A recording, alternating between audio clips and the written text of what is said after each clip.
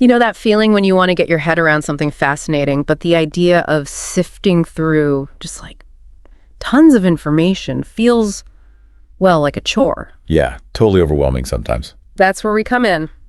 Welcome to the deep dive. You gave us this YouTube transcript about extreme weather, and our mission basically is to pull out the most interesting bits and those aha moments. Giving you a fast track to being seriously in the know. Exactly. So today we're plunging into the variety and impact of these really powerful natural events, just as they're described in your source. And it covers quite a bit dramatic headlines, specific event descriptions, even what all the terms mean. Right.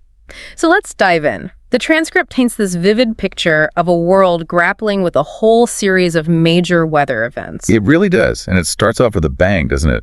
A rather dramatic opening line. Okay, yeah. So the transcript kicks off with a news report, and it calls the past week the beginning of Armageddon because of unprecedented meteorological events.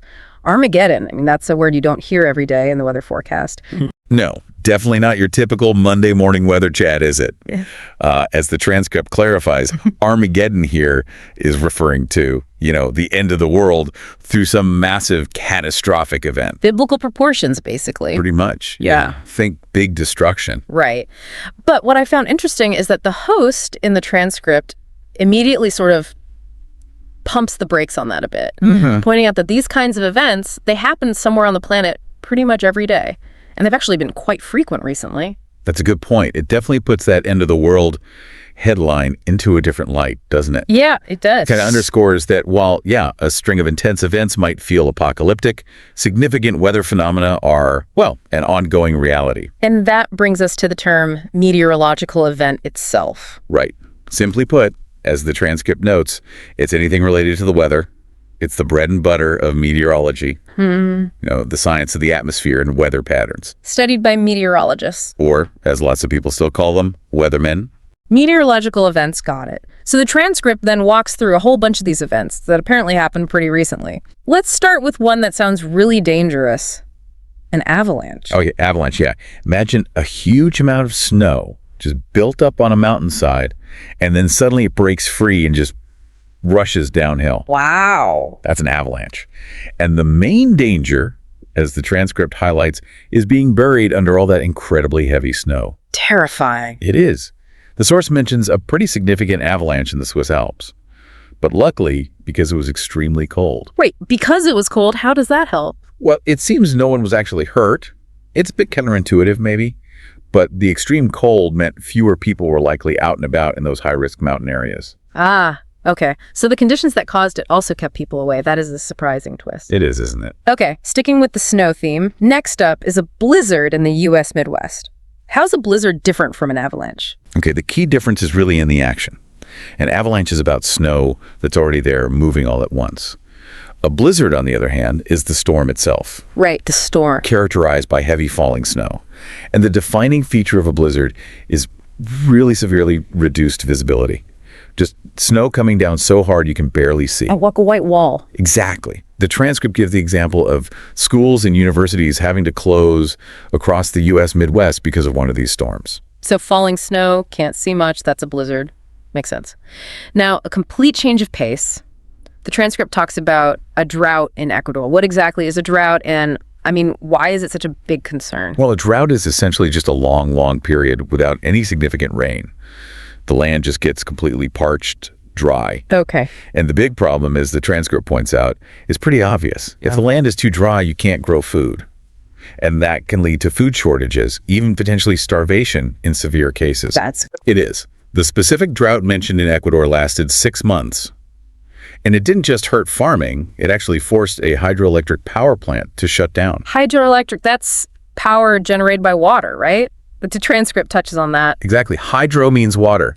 So hydroelectric power uses the movement of water, usually flowing through dams, to spin turbines and, generate electricity. So the drought in Ecuador shows how connected everything is. Definitely. No rain means no water for crops and no water to generate power. It's a real ripple effect. Wow.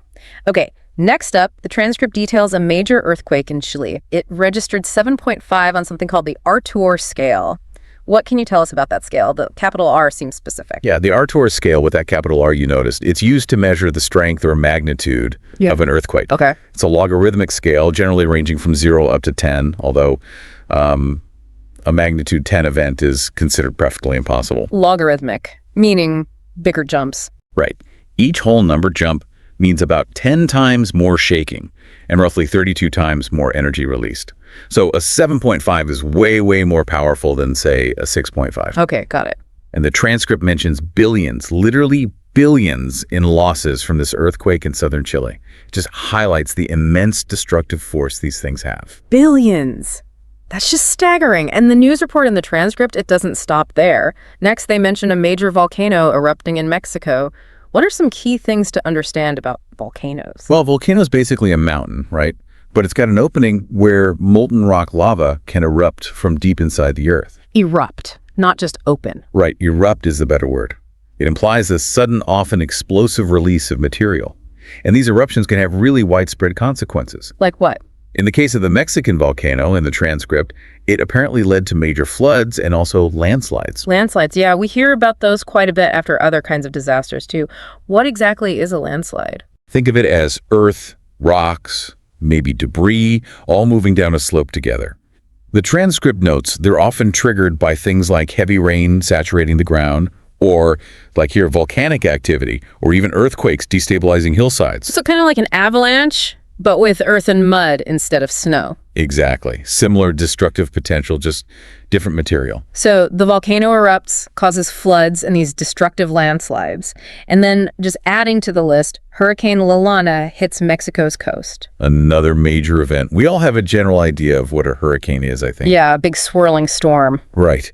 The transcript doesn't go into a deep definition, but it's a powerful rotating storm, forms over warm ocean waters. Key characteristics are those very high wind speeds and really heavy rain. Getting energy from the warm water. Precisely. That's the fuel. Yeah. And they can cause immense damage to coastal areas, strong winds, storm surge, which is like a rise in sea level pushed to shore. And flooding, obviously. And major flooding, yeah. Okay, so the news report still isn't finished. Officials apparently believe that all this seismic activity might lead to a tsunami in Central America. Let's unpack those terms. First, seismic activity. Okay, seismic activity just refers to the movement of the Earth's tectonic plates. You know, the big pieces of the Earth's crust beneath us. Like a giant jigsaw puzzle. Kind of, yeah. These plates are always moving, interacting.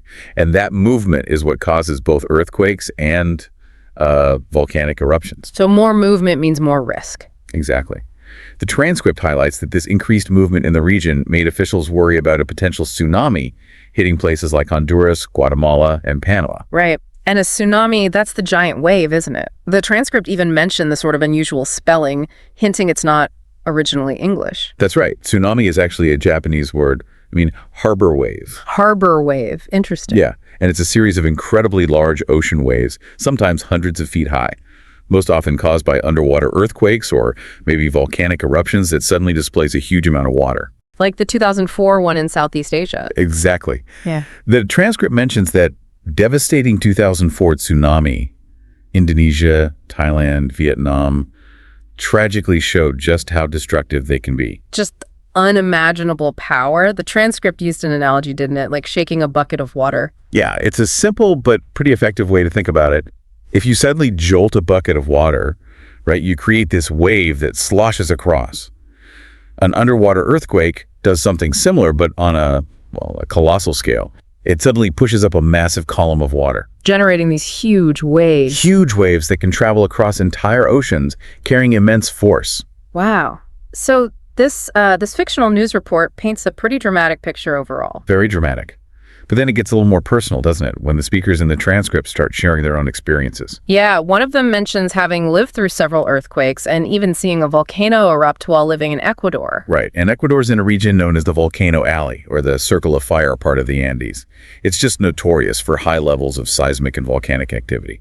Definitely brings a different perspective when you've actually, been there, seen it. Absolutely. First-hand experience is powerful. And the transcript also touches on the technology we have now to help predict these kinds of events. That's a really crucial point, yeah. We now have pretty sophisticated seismic and meteorological equipment.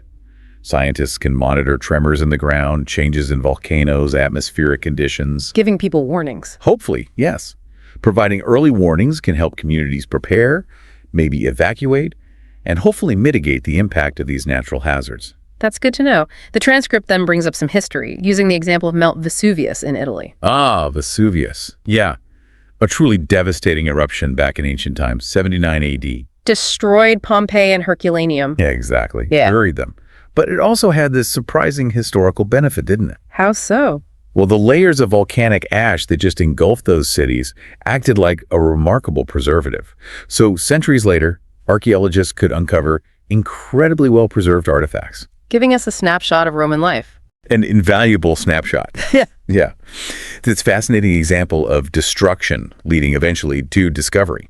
A really strange outcome from such a tragedy.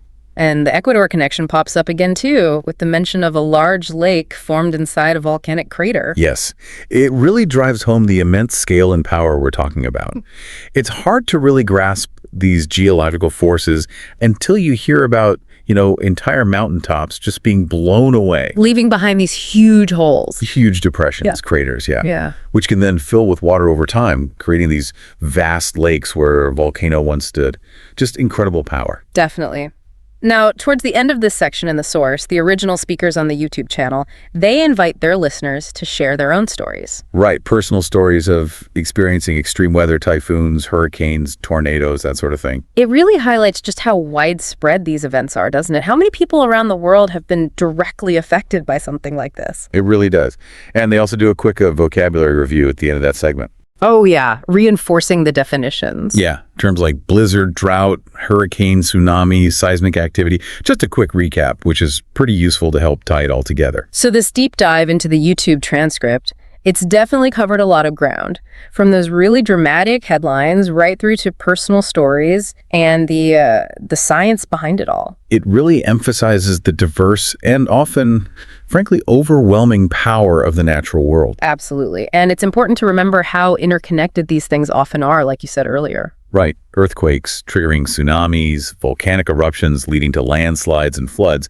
It's this complex web of cause and effect. These meteorological and seismic events, they present immediate dangers, obviously, but they also have these really long-lasting consequences for communities, for the planet. They certainly do. Which kind of leads to a big question, doesn't it? Thinking about what the source said about the frequency of these events, what do you see as the most significant challenges, for societies trying to prepare for and respond to these really powerful natural forces? That's a huge question. I mean, there's this constant tension, isn't there, between the sheer destructive potential we've been talking about and our growing ability through science and technology to actually understand and monitor these phenomena. How do we balance preparing for the worst while also leveraging the knowledge we have? It's something for all of us to think about.